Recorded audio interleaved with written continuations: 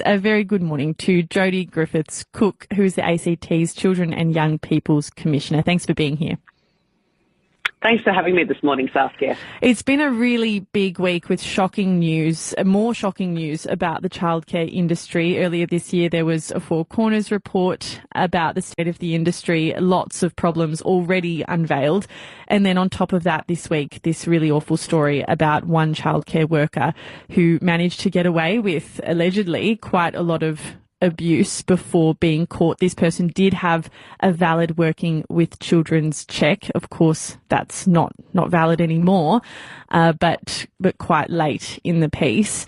What is your stance on childcare in the ACT at the moment? And can you offer any reassurance to people who have young kids or grandkids in the system? Look, first and foremost, my thoughts are obviously with the children, the families and the communities that have been impacted by what's been uncovered in Victoria. It's such a devastating reminder of our collective responsibility to do all that we can to protect children from harm. One of the things that I think, in my role here in the ACT and particularly having recently commenced implementation of the ACT Child Safe Standards, it's been really pleasing to see how engaged all of the different sectors are. And it's been a really fabulous opportunity to actually create further opportunities, I think, to bring together those sectors in an integrated way. As a small jurisdiction, we do have that unique opportunity in many respects to be able to, pick up the phone and speak to people very quickly and to get responses, equally quickly. And I think, for me, that's one of the reassurances I'd certainly like to give to the Canberra community, that the system that we have here is well integrated. It does involve regulators who speak to each other regularly, and things can happen relatively quickly. There was talk with Yvette Berry, the Minister in this area, about the need to implement something similar to what teachers have. Teachers have a national register. It's easier to look at a teacher and whether or not there's been problems in a different jurisdiction when they're moving to a new job. Why does this not exist in the childcare industry yet? Look, I don't think I can necessarily answer that question, but certainly I do echo the views of Minister Berry as well as, my colleagues in other jurisdictions. We've been speaking about the importance of harmonisation and national consistency for many, many years. And I certainly think, this is a real reminder of the importance and the value of having those kind of systems that speak to each other across our state and territory borders.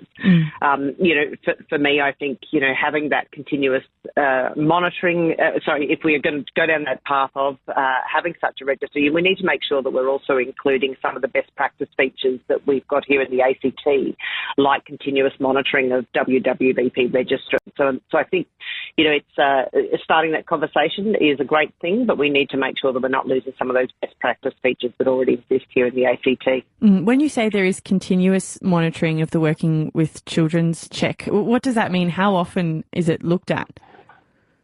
So my understanding, and I obviously don't work within the WWVP team itself, but my understanding is that team receives automatic notifications about all new charges that come from ACT courts, as well as other relevant information about registered people. So information that might come, for example, under the Reportable Conduct Scheme. Yeah.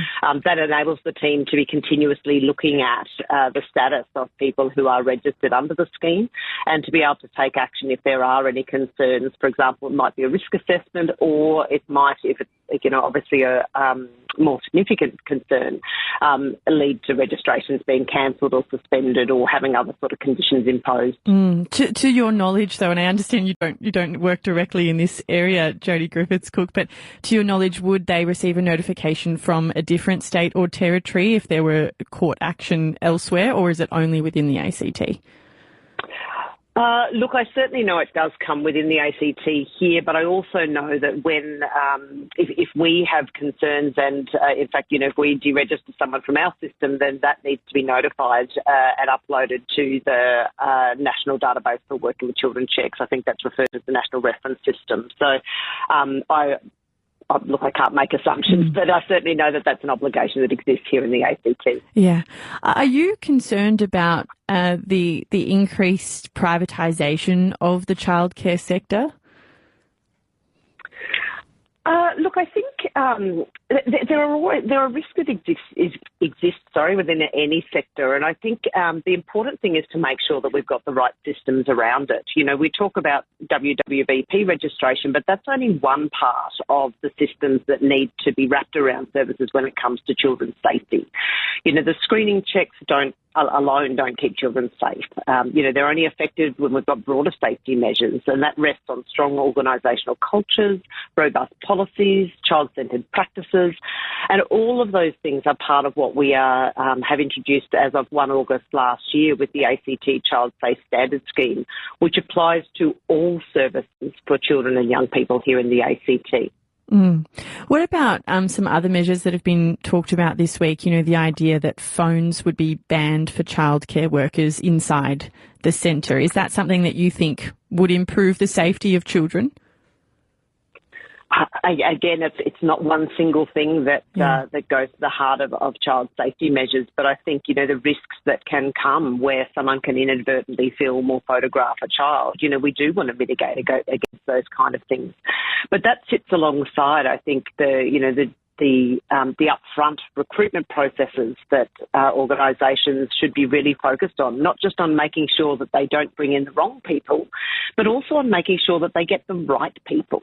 And that's around having the right attitude, the right motivations, the right skill sets, you know, because we want to see quality early childhood care and education and care.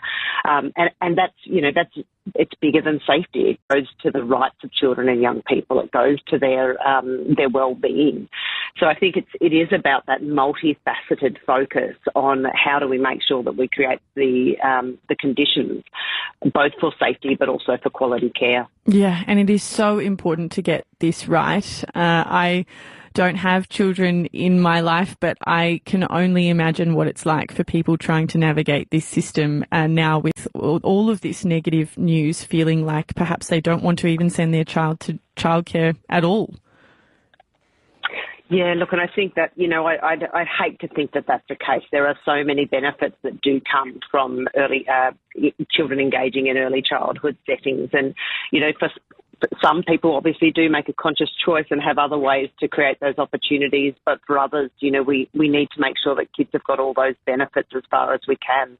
You know, there are social benefits, there are learning benefits, there are emotional benefits. You know, we talk quite often about, you know, taking a village to raise a child.